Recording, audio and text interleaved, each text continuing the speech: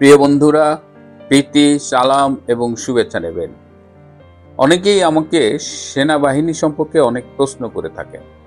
অনেকেই জানতে চান যে সেনাবাহিনীতে আসলে কি হচ্ছে। কেউ কেউ খুব স্পেসিফিক জিজ্ঞেস করেছেন যে সেনা প্রধান জেনারেল ওয়াকার নাকি বন্দী, জামাত নাকি এই তাদের একজন প্রাক্তন সেনা কর্মকর্তা ব্রিগেডিয়ার আজমি তার সহায়তায় ক্ষমতা দখল করতে যাচ্ছে। আবার অনেকে বলেন যে ওয়াকার কি সামরিক শাসন জারি করবে, বা ওয়াকার বা সেনা ব্যাক কোনো তত্ত্বাবধায়ক সরকার আসবে। তো এই রকমের নানামুখী প্রশ্নে এবং ক্যান্টনমেন্টের পরিস্থিতি যে স্বাভাবিক নেই এটা বুঝতে কারো অসুবিধা হয় না। পরিস্থিতি থমথমে, পরিস্থিতি গুমট, পরিস্থিতি যে কোনো সময় যে কোনো কিছু ঘটতে পারে। কিন্তু যেহেতু আমার কাছে প্রশ্নগুলো এসেছে, আমি এই সংক্ষিপ্ত পর্বে প্রশ্নগুলোর উত্তর বরং দিই, আর তেমন বিশ্লেষণে আজকে যাব না। যেমন একটা ধারণা দেওয়া হয় যে সেনাবাহিনীতে বোধহয় জামাত, হিজবুত তাহরির ভর্তি, মুক্তিযুদ্ধের পক্ষের শক্তি বা পক্ষের সেনা কর্মকর্তার সংখ্যা কম। এটি একটি ভ্রান্ত ধারণা এবং এটি একটি সুপরিকল্পিত অপপ্রচার। মনে রাখবেন যে মুক্তিযুদ্ধের পক্ষের একটি সরকার গত 16 বছরের মতো ক্ষমতায় ছিল এবং তাদের সময়ে তাদের যে প্রমোশন, রিক্রুটমেন্ট, এখানে একটা ফিল্ট্রেশন ছিল। মুক্তিযুদ্ধের পক্ষের শক্তিকে প্রমোট করা হয়েছে, যদিও সবখানে করা হয়নি, কিছু কিছু বিষয়ের সমালোচনা আছে। তারপরেও মনে রাখবেন সেনাবাহিনীতে, বর্তমান সেনাবাহিনীতে 70% বেশি হলো মুক্তিযুদ্ধের পক্ষের শক্তি, এবং এর বাইরে আছে যারা খুব প্রফেশনাল, যারা কোনো দল বা কোনো পক্ষে যেতে চায় না, তারাও এখন এই মুক্তিযুদ্ধের পক্ষের অংশের সাথে সুর মিলিয়েছে। কারণ সেনাবাহিনী, ওয়াকার যেভাবে সেনাবাহিনীকে একদম ধ্বংসের দ্বার প্রান্তে নিয়ে যাচ্ছেন, তাতে প্রফেশনাল অংশটা এটা খুব বেশি পছন্দ করছে না। সুতরাং সেনাবাহিনী মানেই জামাত, সেনাবাহিনী মানেই Hizb ut Tahrir, this is a propaganda. মনে রাখবেন যে এটা একটা অসত্য, এটা সত্যি না, এবং এটা ইচ্ছে করে এই প্রোপাগান্ডাটা ছড়ানো হয় এই মুক্তিযুদ্ধের পক্ষের শক্তির মধ্যে একটা বিভ্রান্তি ছড়ানোর জন্য। সামরিক, বেসামরিক সবখানে এই বিভ্রান্তিটা তারা সরাচ্ছে। সুতরাং don't pay heed to this propaganda. এরপরে হলো যে জেনারেল ওয়াকার কি সামরিক শাসন জারি করে ক্ষমতা নেবেন, এটাও খুব স্পষ্ট করে আমি আপনাদের জানিয়ে দিতে চাই। এমনকি জেনারেল ওয়াকার নিজেও তার ঘনিষ্ঠজনদের বারবার বলেছেন যে তিনি কোনো অবস্থায় ক্ষমতা নেবেন না। তিনি বিভিন্ন বক্তৃতাও বলেছেন তিনি ক্ষমতা নেবেন না। এটা সত্যি, তিনি ক্ষমতা নেবেন না। হয় তার ক্ষমতা নেবার মতো হ্যাডম নেই, অথবা তার অন্য কোনো রাজনৈতিক অভিলাষ রয়েছে। তিনি নিজে রাজনীতি না করলেও আপনারা জানেন যে তিনি একটি রাজনৈতিক ধারার সমর্থক, এবং সেটি হলো জামাতি ইসলামী।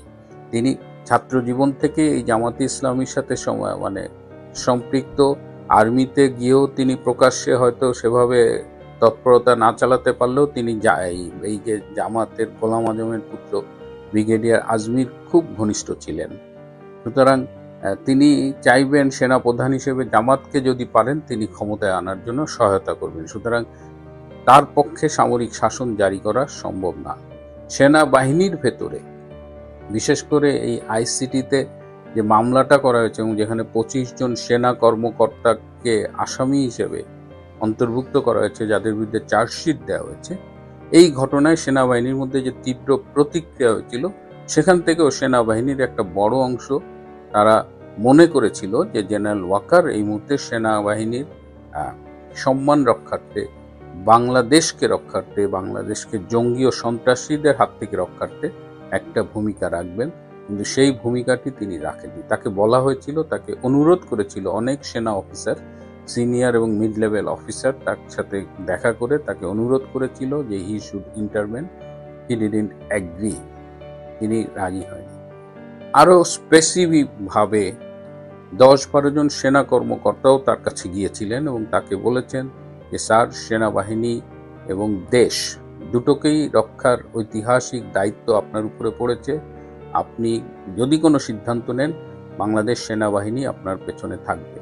তিনি চুপ করে শুনেছেন, কিন্তু তিনি কোনো রিয়াকশন দেননি।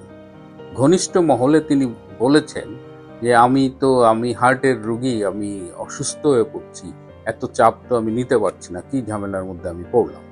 এবং মানে এমনও হয়েছে যে রাত 1টা পর্যন্ত জেনারেল ওয়াকার তার অফিসে মিটিং করেছেন, একের পর এক মিটিং করেছেন। সেনাবাহিনীর অনেকগুলো গ্রুপ ছোট ছোট ভাগে বিভক্ত হয়ে তার সাথে মিটিং করেছেন। ফয়জুরের নেতৃত্বে একটা গ্রুপ, অমুকের নেতৃত্বে একটা গ্রুপ, তমুকের নেতৃত্বে একটা গ্রুপ, এর বাইরেও তিনি অনেক গ্রুপের সাথে মিটিং করেছেন এবং রাত 1টা পর্যন্ত মিটিং করেছেন। তো কিন্তু তিনি শুধু শোনেন, কিন্তু তিনি কোনো কাজ করেন না। তার মনের ভেতরে কি লুকিয়ে আছে সেটা তিনি জানেন এবং ঈশ্বর জানেন।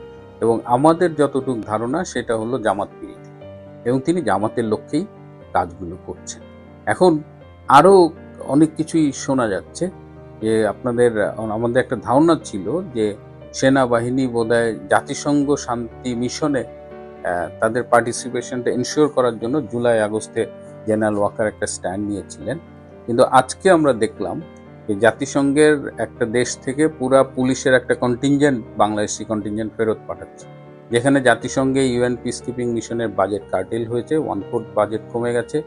সেখানে অন্য অন্য দেশ যেগুলো ছিল সোমালিয়ার, মানে ওই দেখা যাচ্ছে অন্য দেশের আনুপাতিক হারে নাম্বার কমিয়েছে, 25% বা এরকম, আর বাংলাদেশে 100% ব্যাক করা দিচ্ছে পুলিশের কন্টিনজেন্টটাকে। তার মানে বাংলাদেশ ওই 25% কাটেল হলেও বাংলাদেশের জন্য এটা আরও বেশি কাটেল হচ্ছে, বাংলাদেশের জন্য খুব বেশি সুবিধা নেই।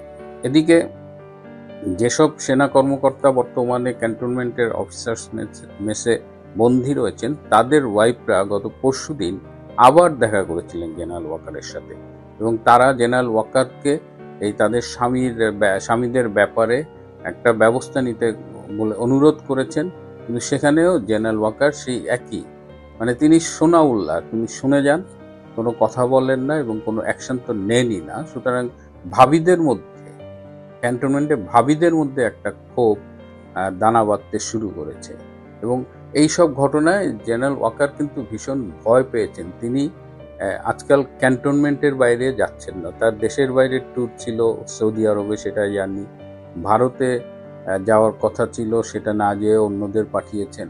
এখন তিনি ক্যান্টনমেন্টেরই বাইরে যাচ্ছেন না, তিনি একেবারে তার বাসা এবং অফিসে থাকেন এবং তার নিরাপত্তা বাড়িয়েছেন। তার নিরাপত্তার জন্য তিনি কমান্ডো অফিসারদের নিয়োগ করেছেন। এই জালালাবাদ, সিলেট ক্যান্টনমেন্ট থেকে এবং কুমিল্লা ক্যান্টনমেন্ট থেকে স্পেশাল ট্রেইনড কমান্ডো অফিসারদের তিনি নিয়ে এসেছেন, এবং তিনি ভীষণ ভয়ে আছেন যে আসলে কি হবে না হবে। তো তার একটা হিডেন এজেন্ডা আছে, মিশন আছে জামাতকে ক্ষমতায় আনার। সেটা একদিকে যেমন, তেমন তিনি আবার ওদিকে ভারত বলেন বা অন্যান্য অনেক রাজনৈতিক শক্তি তাকে আর বিশ্বাস করে না। এমনকি আমেরিকা, তিনি বলতেন যে আমেরিকার বাইরে আমি যেতে পারবো না, কিন্তু সেই আমেরিকাও এখন আর তাকে খুব একটা রিলাই করছে না। আমেরিকা ভারতের সাথে মিলে বাংলাদেশের ব্যাপারে কোনো কিছু হয়তো সিদ্ধান্ত নেবে, এবং ভেতরে যারা বিভিন্ন সময়ে জেনারেল ওয়াকারের সাথে দেখা করেছে, জেনারেল ওয়াকারকে স্টেপ ইন করতে বলেছে বা অ্যাটলিস্ট কোনো একটা কার্যকর ভূমিকা রাখতে বলেছে, তারাও কিন্তু ক্রমে ক্রমে মানে তারাও জোটবদ্ধ হচ্ছে, তারা ক্ষুব্ধ হচ্ছে, এবং তারা সর্বশেষ জেনারেল ওয়াকারকে বলেছে যে sir, you should resign and go, আপনি কাউকে ভারপ্রাপ্ত সেনাপ্রধান করে চলে যান, then will take care of, এইটা পর্যন্ত তাকে বলা হয়েছে, কিন্তু সেখানেও তিনি কোনো কথা বলেননি। সুতরাং এই যে এতগুলো ক্ষোভ, এতগুলো অফিসারদের ক্ষোভ, এবং যে প্রতিকূল চ্যালেঞ্জিং অবস্থার মধ্যে সেনাবাহিনী দাঁড়িয়ে আছে, যে কোনো দিন যে কোনো মুহূর্তে ঘটতে পারে। তবে যারা বলছেন যে জামাতের ব্রিগেডিয়ার আজমির সহায়তায় জামাতপন্থী সেনা কর্মকর্তারা ক্ষমতা নিচ্ছে, আর্মির ক্ষমতা নিচ্ছে, এবং জেনারেল ওয়াকার এই মুহূর্তে গৃহবন্দী, তাদের এই তথ্যটি সঠিক না। জেনারেল ওয়াকার এই মুহূর্তে গৃহবন্দী না, কিন্তু তিনি স্বেচ্ছাবন্দী বলা যায়, নিজস্ব নিরাপত্তার ঘেরাটপের মধ্যে নিজেকে আটকে রেখেছে। সুতরাং ক্যান্টনমেন্টের ব্যাপারে চূড়ান্ত মন্তব্য করবার কিছু সময় আসেনি, কিন্তু আবার ক্যান্টনমেন্ট থেকে চোখও ফিরিয়ে রাখা যাবে না। Any day, any time, anything may happen. প্রিয় বন্ধুরা, আজ এ পর্যন্তই। ভালো থাকবেন, সুস্থ থাকবেন। তার চেয়েও জরুরি হলো নিরাপদে থাকবেন। সবাইকে অনেক ধন্যবাদ।